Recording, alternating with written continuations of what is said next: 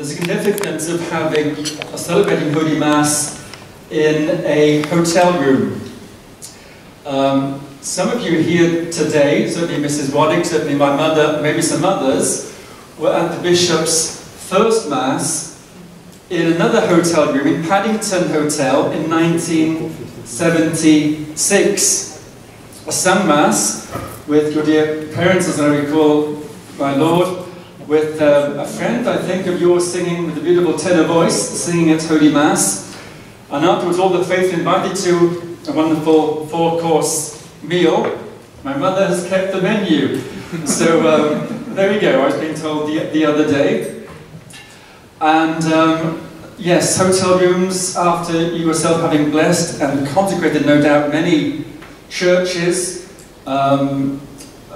fine, big and small, and yet being, so to speak, reduced now to celebrating Holy Mass for this 80th birthday occasion, speaks volumes. Precisely because the good combat for the faith continues. There are no easy solutions. We could indeed have the nice churches in the centre of cities for all sorts of things if we were to conform and to compromise and to enter into a deal with those people who are destroying the church. So it speaks volumes that the faithful bishop of the four bishops consecrated by Archbishop Lefebvre in 1988 celebrates Mass today here in a hotel room because so as to show no compromise, no dallying with the truth and with the Catholic faith. Father Bruviller, who called me from Switzerland a day or two ago, said precisely this: we'd like to have been here in person, because one of the fathers out there is poorly, he could not make it. He said, do pass on his very best wishes and appreciation for your fidelity, my Lord, in a time of infidelity. And indeed it's your episcopal motto, is it not? Fidelis inveniator. May he be found faithful. It's our prayer and our wish for his lordship, and a prayer also for ourselves, seeing how many can precisely fall by the wayside sooner or later and abandon this great gift which is the Catholic faith. In connection with Paddington Hotel is the famous Paddington Bear, who I think at least the English or the British or English speakers amongst you will know of, perhaps for our foreign friends and visitors from across the world will not know perhaps so well Paddington Bear, who turns up in Paddington Station having been sent out of South America. And so as his lordship came to London after a little mishap back in 2009 and was indeed received at Heathrow Airport by Edwin Oof and others, yours truly included. And at the time, Father Four who came out first from the airport gate, and the airport police had been very obliging to form an armed guard for the occasion, given the scrum of not so friendly journalists and others. Bishop, at the time, Father Four came out first, and I met him. I said to the bishop, wait a few moments, our private guards have advised you to this and the other, etc. We've got permission to pick you up, all the rest of it.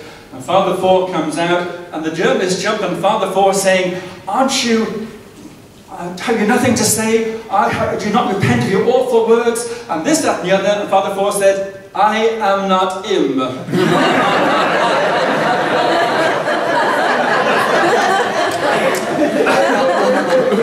But it's just a likeness in Bishop Paul, and the likeness is not just physical, it's in all the good ideas.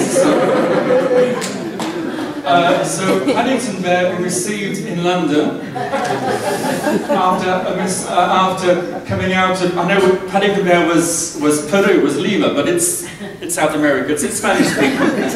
Father Bishop Fontaines will forgive me for saying it's all the same really down there, but not quite. And the grace of receiving Bishop Williamson in St. George's House, the district headquarters, for almost 4 years, from 2009 to the end of 2012, and I have to admit guilty, my lord, is what they say in the courtrooms, do they not? I had the unenviable task of showing the bishop the door at the end of 2012. So you can start throwing your bread rolls at me once I'm done, because, but the bishop, or rather poetic justice, came good because his lordship was able to find a fine refuge, a safe house in the apartment of Mr. John Macaulay. Yours truly, when I left the society, you can't hear anymore. I've been cut off by the powers that be. Button on the bottom. Button. Push a button. Button at the bottom. Oh, there we go. I probably made the batteries go dead. Anyway, it's a good attempt at sabotage, but it won't shut me up so easily, so I'll have to try harder. So when I left the society 5 years after his lordship did, I didn't have the nice, safe, modest quarters of a Mr. John Macaulay. I was in a caravan in a French field without electricity and running water, and thought I should have followed the bishop earlier. It would have been better had I done so. For all sorts of reasons, spiritual, political, doctrinal. Also, they've had hot water, and the pastor, anyway. During the bishop's years, not quite mouldering in the London garret, as it was once mentioned in the bishop's very good weekly letters, but in our top floor apartment, the bishop came into contact with, and I think fell in love with, another children's story, not this time Paddington Bear, but Wind in the Willows. Wind in the Willows. And you know the story of how the folk on the riverbank have friendship and adventures and have to withstand the taking over of Toad Hall by the weasels, by the baddies. And we all would perhaps adopt parts in the Wind of the Willows. Father Abraham, for example, liked to be the mole. No prizes for guessing why. I was reading that Mr. Toad, the boastful, strong-headed, obstinate Mr. Toad, was based upon Kenneth Graham's own young son, who was a headstrong boy by the name of Alistair, and he based the character of Mr. Toad upon his son.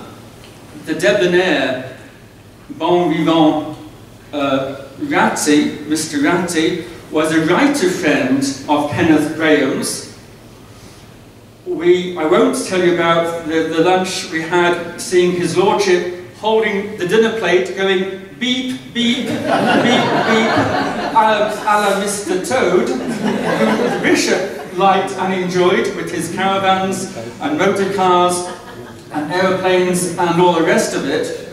We, at least not directly, but certainly behind the bishop's revered back, thought the bishop was most like the badger. The badger in Wind in the Willows. Not just a question of hair colours and styles, we've all caught up with that, but Mr. Badger, dear old Badger, remember the words of Ratty talking about Mr. Badger, the wise one, the older one, the one who helped the others, the one who received Ratty and Moley lost in the wild wood, and who would organise with them the deliverance of Toad Hall from the awful weasels. So Bishop Williamson, dear old Badger, I presume to say publicly, with great affection and filial piety, has been, these last years, very much behind, if not the redemption of the society from those who would occupy it, at least helping the rest of us, clergy and faithful, in trying to stay faithful to the society, and therefore the combat for the faith as given to us by the popes and adopted so well by Archbishop Lefebvre. And so the Bishop Williamson, not caring for human respect, for his personal reputation, with courage, conviction, courtesy, good humour, consistency, speaking the truth in season and out of season. And if, therefore, we have Mass in a hotel room today, it's because the bishop has not changed. It's the others who are changing, and that's why they have, in the churches, and as St. Athanasius would say, they have the churches, but we have the faith.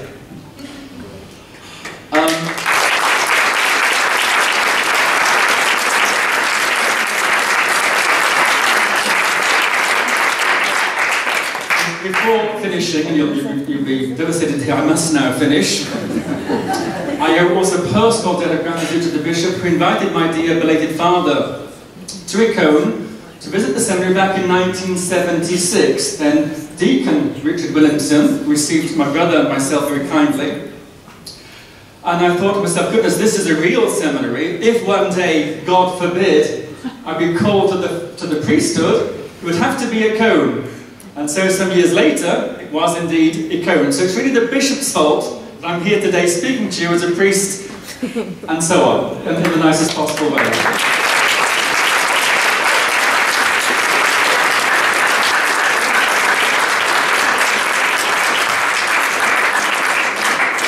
I know that the bishop did not want any gifts, but just given the occasion, I could not resist, my mother and I could not resist finding a little gift, and it has marked on the box, my lord, caution live animal. But please do open this up for the edification of the assembled friends and faithful.